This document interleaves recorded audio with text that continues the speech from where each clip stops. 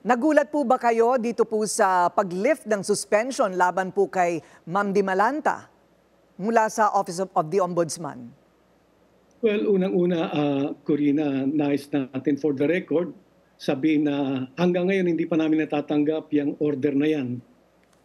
Medyo nabalitaan lang natin yan mula sa mga trusted friends natin na na-lift ng araw yung preventive suspension, effective daw nung order, base dun sa order nung 22 October. And also for the record, Corina, yung denial dun sa motion for reconsideration ni Chair Dimalanta na kanyang sinubmit base dun sa order ng Ombudsman last 16 September na kung saan pinagsumiti siya ng kanyang counter affidavit, and apparently she also filed simultaneously yung kanyang MR. Yun po ay dinesisyonan noong October 1 na dinideny yung kanyang motion for reconsideration at dinideny din yung motion ng NASICOR to cite her for indirect contempt.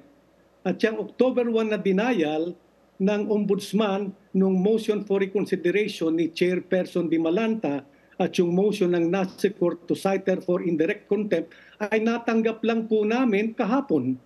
Kahapon lamang po namin natanggap yung October 1 order ng Ombudsman denying the MR of Chair Dimalanta and NASICOR's motion to cite her for contempt, for indirect contempt. So ngayon po, meron na po ba kayong napag-usapan na inyong hakbang dito po sa reinstatement ni ERC Chairperson Dimalanta? Okay, ulit lang, Corina. Meron na po ba kayong napagmitingan na hakbang mula kagabi nung matanggap po ninyo itong denial? Ano po ang gagawin ninyong mga hakbang para sa maisulong yung inyo pong gustong mangyari?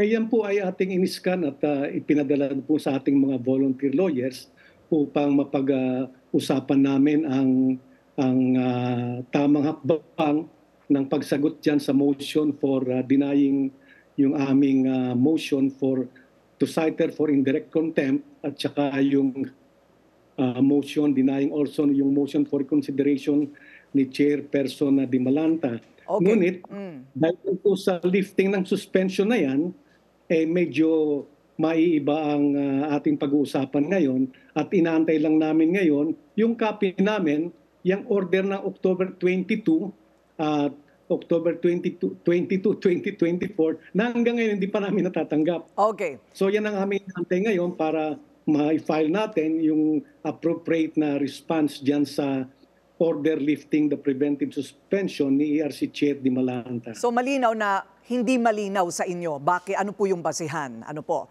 Okay, so maraming salamat po sa inyong panahon, NASICOR President Pete Ilagan.